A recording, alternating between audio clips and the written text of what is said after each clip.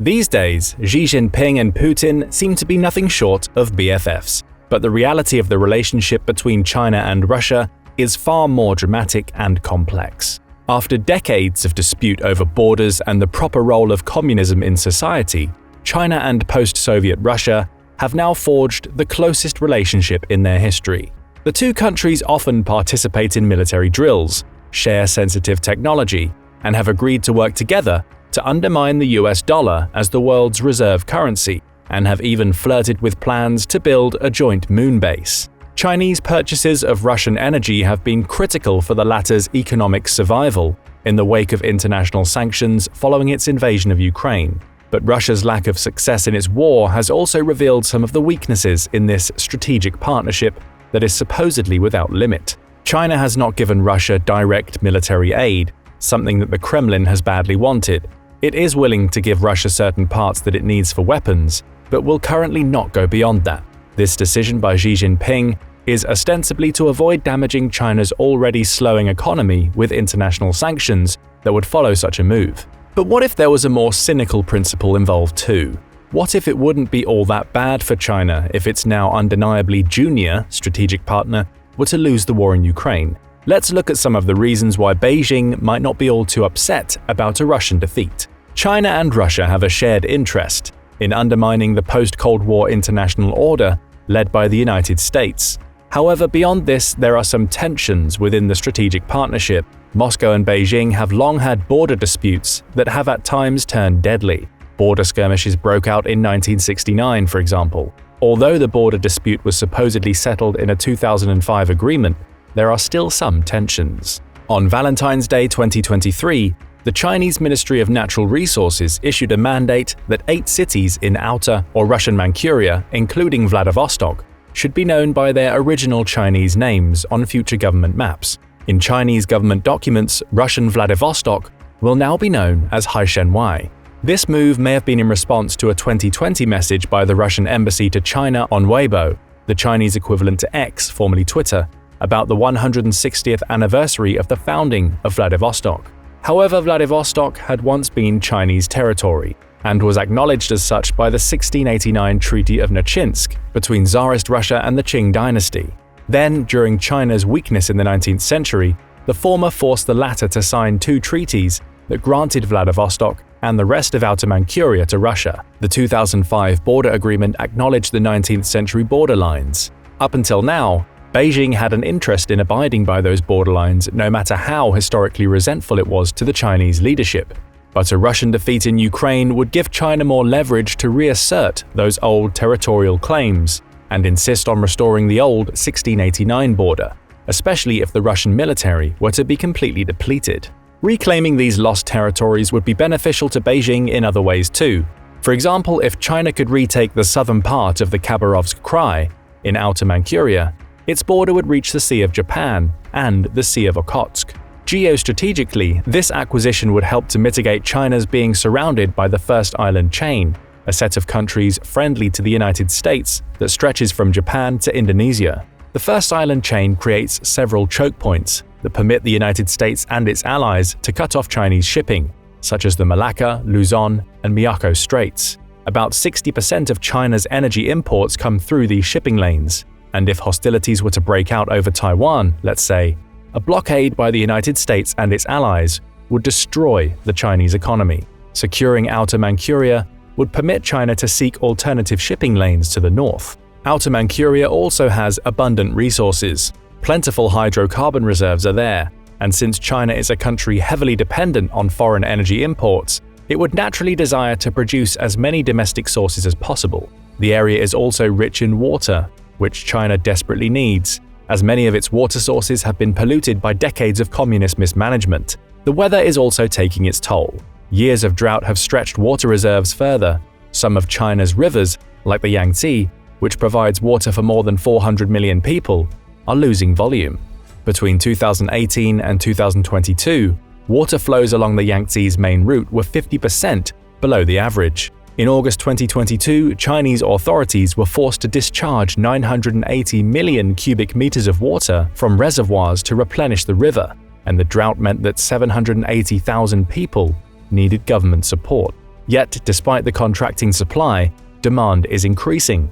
By 2030, China's demand for water will surpass 800 billion cubic meters. Historically, water shortages have been a cause for war, and China's water problems have made its neighbors like India and Vietnam, which it already has frosty relations with, nervous. Perhaps Russia will need to be added to the list as the war in Ukraine continues without any notion of victory in sight, and with China seeing more and more opportunity to capitalize on its weakened strategic partner. Although China has a historical basis to claim Outer Manchuria, there are other territories further to the north that could prove even worthier for Chinese interest. Outer Manchuria is only part of the Russian Far East. This region is sparsely populated but has many valuable resources. In 2019, Russia launched its 3,000-kilometer-long Power of Siberia pipeline. The pipeline sends natural gas from fields in the Russian Far East directly to China. For China, securing control of the region, its resources, and its infrastructure would go a long way to making it energy self-sufficient. Overall, China is investing more heavily in the Russian Far East than the Russian government itself is. For example, it's pledged to spend $28 billion on developing 13 ports and has already spent $14.7 billion on agricultural projects in the region.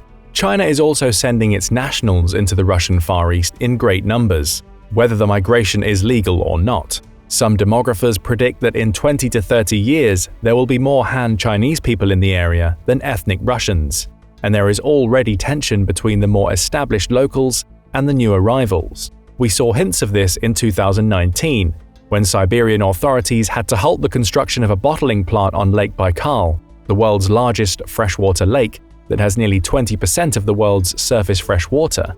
Locals feared that the China-owned Aquasib company's plans to bottle 190 million liters of water per year and send them to a thirsty Chinese marketplace would drain the lake. Nearly 1 million people signed an online petition against the plant by the middle of March 2019. One local quoted by the New York Times said of the plant, "If we let them, the Chinese will take over. They will just steal all the money and the local people will get nothing." Locals back then were also saying that Chinese tourists referred to Lake Baikal by its ancient Han name, the Northern Sea. It was a sentiment that anticipated the Chinese Ministry of Natural Resources map 4 years later. Additionally, the Russian Far East is a gateway to the Arctic. China has had long Arctic ambitions and has called itself a near-Arctic state. China covets greater influence in the Arctic because of the region's natural resources. These include hydrocarbon reserves, minerals, and fisheries, the latter of which China has severely depleted near its home waters due to overfishing. In addition to being an energy-insecure nation, China is also food insecure, and seizing valuable fishing spots is one of the reasons for its aggressive expansion into the South China Sea.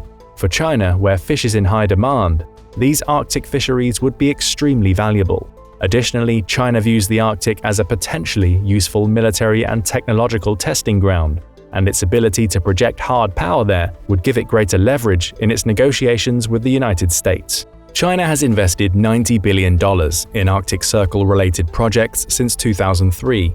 In 2018, Beijing announced plans to develop a Polar Silk Road. Its investments, via state-owned entities and other companies with close ties to the Chinese government, include a 12.5% stake in the $1.4 billion Kvanefjeld uranium project in Greenland, a 60% stake in Dreki and Gomur, which are two potential oil and gas shelves in Iceland, a biodiesel plant in Finland, and a 20% stake in the Novatek natural gas project in Russia's Yamal Peninsula. China also attempted to invest in a gold mine in Canada, but Ottawa blocked the move over security concerns. An annexation of the entire Russian Far East would be enormously beneficial for China in terms of resources and geopolitical strength. But that's not the only potential point of contention between these supposed unlimited strategic partners. Central Asia is a point of contention as well. This region is comprised of former Soviet states, Kazakhstan, Kyrgyzstan, Tajikistan, Turkmenistan, and Uzbekistan. Although the Soviet Union has collapsed, that didn't mean the end of Moscow's involvement in the region, and it has always considered itself the area's preeminent power. Despite their proximity, these countries are economically isolated from each other, which works to Russia's advantage since they were heavily dependent on remittances from Russia before its invasion of Ukraine. However, Beijing has increasingly muscled in on Moscow's former prerogative in recent years, The region is critical for the success of China's Belt and Road Initiative, as it sits on the crossroads between East Asia and Europe. Xi Jinping has also planned to use the region as a gateway to Pakistan and the Indian Ocean. All of the countries in the region have signed a memorandum of understanding related to the Belt and Road Initiative, and all but Turkmenistan are members of the Asian Infrastructure Investment Bank. China has invested over $1 trillion in its BRI over the last 10 years. The sum could reach up to $8 trillion by the time it's all done. In 2018, China signed contracts worth a cumulative total of $304.9 billion with the Central Asian countries. For China, bringing the backwater Central Asian region out of its isolation is part of its geostrategic competition with the United States. It wants to see a world where more people travel across the Eurasian landmass via its BRI infrastructure projects, like rail lines. In turn, it wants to reduce the amount of people that fly across the Atlantic to the United States. Its moves in Central Asia are meant to help reorient the center of world commerce. Aside from its geostrategic importance to China, the Central Asian countries host an abundance of natural resources. For example, Kazakhstan has an estimated 30 billion barrels of oil. Turkmenistan, meanwhile, has large natural gas reserves, amounting to the world's fifth biggest. China sees this area as important in mitigating its energy disadvantages. For example, Turkmenistan is already China's second-largest supplier of natural gas as of 2021, a convenient arrangement since this route goes overland directly to Chinese territory. More energy coming from Central Asia would lessen the need for it to import its oil and natural gas through the contested waters and choke points of the First Island chain. A greater Chinese presence in the Central Asian energy market would also give it more leverage in its negotiations with the European Union, which has long sought to deepen ties in the region to counteract its dependence on Russian oil and natural gas. Central Asia also has vast mineral resources. Tajikistan is one of the world's largest silver deposits in Koni-Mansour. Tajikistan is also rich in gold, as is Kyrgyzstan. Central Asia boasts large deposits of rare earth elements too. These 17 materials, like erbium and thulium, are vital for the modern digital economy. Everything from wind turbines to household appliances use them. Studies from the World Bank and other organizations suggest that demand for rare earth elements will increase between 2 and 8 times over the coming decades. China currently controls between 50 and 60% of the mining supply, and about 90% of the intermediate processing stage of these elements. Even so, internal demand in China has outstripped supply as of March 2022. Central Asia is a means to secure that supply for the greater demand. Despite its prevalence of rare earth elements, this industry is relatively underdeveloped in Central Asia, and the region continues to depend heavily on its energy sector. Greater Chinese investment in the region with the aim of diversifying the economies of the Central Asian region would give Beijing even more of a voice there. There is another problem for Russia, as China has much more to offer the Central Asian countries economically than their supposed benefactor. This was true before the sanctions over the invasion of Ukraine and is even truer today. China already invests more in the region than Russia does, with plans to invest further. Up until now, Russia has been able to live with China's activities in Central Asia because it's been more interested in security matters than in economic ones. The two countries have also cooperated on security matters. For example, following the Taliban's regaining of power in Afghanistan in 2021, Russia and China initiated a close bilateral dialogue to monitor the situation and conduct joint counterterrorism exercises. Containing the Taliban to Afghanistan's borders is an item of high priority for both Moscow and Beijing. Experts are divided as to whether this power-sharing arrangement in Central Asia is coincidental or down to an informal policy understanding between the two big guys in the region. However, China's security plays in Central Asia are growing too. In October 2021, China took full control of a military base near Tajikistan's border with Afghanistan. The base is also near China's small border of less than 100 kilometers with Afghanistan at the Wakhan corridor. The base is manned not by China's People's Liberation Army, but rather its People's Armed Police Force. This is the same unit responsible for internal security in its western Xinjiang province, where according to many international governments like the United States and United Kingdom, China is perpetrating a genocide on its Uyghur Muslim minority. Meanwhile, officials in Tajikistan have announced that China will build another base, to the tune of $10 million, in the eastern Gorno-Badakhshan autonomous province near the Pamir Mountains. Chinese troops were not to be stationed there, but that could change. China has long feared Islamic terrorism and separatism in Xinjiang, sometimes irrationally. Its security interest in Central Asia is an extension of Beijing's desire to keep these forces under control. With the region becoming more economically dependent on China, Beijing's future terms could include more of a military presence there. This would especially be the case if Russia, the traditional security guarantor in Central Asia, sees its military slowly and steadily bled white in Ukraine. China's aid to Russia in the war seems designed to make Moscow increasingly dependent on Beijing. China has become the world's largest importer of Russian energy, and this has been critical for the latter's ability to make up at least some of the shortfall coming from the Western sanctions and loss of the European market. But this is not altruism on part of the Chinese. China is using its currency, the yuan, in most of its purchases. As a result, total Russian exports being conducted in yuan jumped from 0.5% prior to February 22 to 14% in October 2023. This arrangement is convenient for Beijing as it strengthens the yuan. It's not so great for Moscow, as the Chinese energy purchases are steadily leaving Russia with a huge amount of yuan reserves that are of limited use on the global market. This reality makes Russia even more dependent on China, because it won't be able to make many international purchases with its vast yuan stockpile. The only country that will unhesitatingly take that currency is, you guessed it, China. Meanwhile, what passes as China's military aid seems designed to keep the war a prolonged dispute. The parts and other equipment China is supplying to Russia has so far been enough to prevent its military from being defeated outright, but it's not enough to tip the scales in favor of its supposed strategic partner. In March 2023, Xi Jinping met Vladimir Putin in a summit in Moscow. He did not pledge increased military aid to Russia, which Putin strongly desired. China did release a 12-point peace plan at the meeting. Point 10 was favorable to Russia, as it announced China's opposition to unilateral sanctions unauthorized by the UN Security Council. This is convenient since China and Russia have 2 of the 5 permanent seats on that body with the associated veto power. The rest of the peace plan was vague, however, conveniently vague for China. The first point of the plan about national sovereignty said that the sovereignty, independence, and territorial integrity of all countries must be effectively upheld. The statement further encouraged all countries to follow international norms. The statement and the rest of the plan did not mention Russia's supposed annexation of the territories it occupies in eastern Ukraine.